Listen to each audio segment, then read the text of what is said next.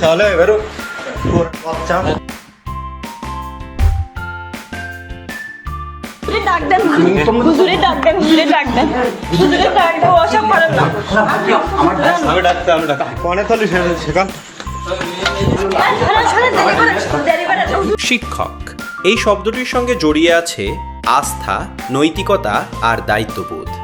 একজন শিক্ষককে শুধু পাঠদানকারী হিসেবেই নয়, একজন শিক্ষার্থীর পথপ্রদর্শক হিসেবেও দেখা হয়।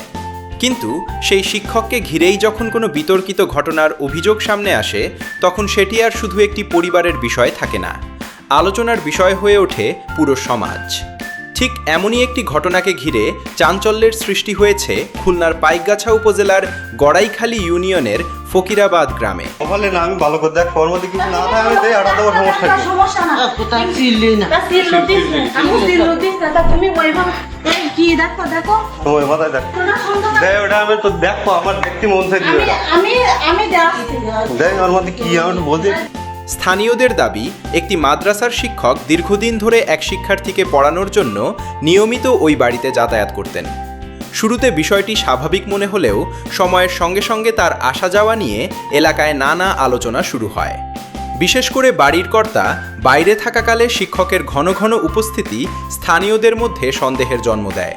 আমি ভালো করে দেখো আমি ধরো আমি দেখো আমি ডাকিস না তোমার বিষয় না, আমার তোমার সমস্যা কি আমার কোনো সমস্যা নেই। তোমার সমস্যা কি? আমি ডাকিস না তোমার তোর মধ্যে এখন দুটো দেখছি সেখান ফেনিলাল জ্বালাম সেখান ফেনিলাল চলে এবারও বাচ্চা দেখ কনে চলি সেখান হুজুরে ডাক দেন হুজুরে ডাক দেন ওসব করেন না। আমি ডাক্তার স্থানীয়দের ভাষ্য, সেই সন্দেহ থেকেই কয়েকজন বিষয়টি নজরদারিতে রাখেন। অভিযোগ রয়েছে, ঘটনার দিন সন্ধ্যার পর শিক্ষককে ওই বাড়িতে ঢুকতে দেখা যায়, কিন্তু রাত গভীর হলেও তিনি বাইরে না আসায় সন্দেহ আরও বেড়ে যায়। এক পর্যায়ে কয়েকজন স্থানীয় বাড়িতে গিয়ে তার খোঁজ করতে শুরু করেন। প্রথমে বিষয়টি নিয়ে নানা ব্যাখ্যা দেওয়া হলেও পরে বাড়ির ভেতরেই ওই শিক্ষককে পাওয়া যায় বলে দাবি করেন তারা।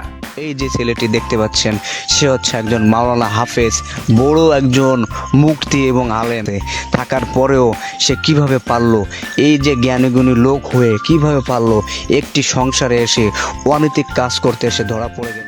ঘটনাস্থলে উপস্থিত অনেকেই দাবি করেন, অভিযুক্ত ব্যক্তি একজন মাওলানা, হাফেজ ও মুফতি হিসেবে পরিচিত। পাশাপাশি তিনি বিবাহিত এবং তার সন্তানও রয়েছে। এমন একজন ধর্মীয় শিক্ষককে ঘিরে এই অভিযোগ প্রকাশ্যে আসায় এলাকা জুড়ে শুরু হয় তীব্র আলোচনা ও সমালোচনা।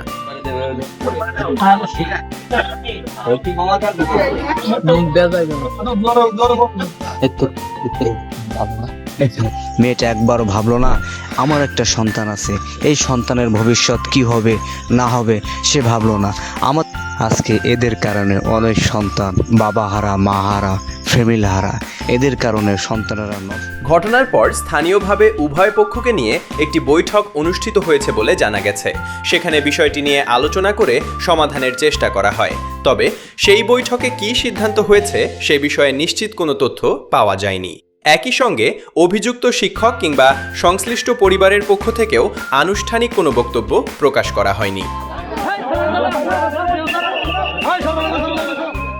এদিকে ঘটনাটি প্রকাশ্যে আসার পর অনেক অভিভাবক উদ্বেগ প্রকাশ করেছেন। তাদের ভাষ্য, একজন শিক্ষকের বিরুদ্ধে এমন অভিযোগ অত্যন্ত সংবেদনশীল। তাই গুজব বা আবেগ নয়, নিরপেক্ষ তদন্তের মাধ্যমেই প্রকৃত সত্য সামনে আসা উচিত। তাই কি ঘটেছিল সেই রাতে, অভিযোগের বাস্তবতা কতটুকু এবং এর পেছনের প্রকৃত ঘটনা কি, সেসব প্রশ্নের উত্তর মিলবে সংশ্লিষ্ট কর্তৃপক্ষের তদন্ত এবং আইনগত প্রক্রিয়ার মাধ্যমেই।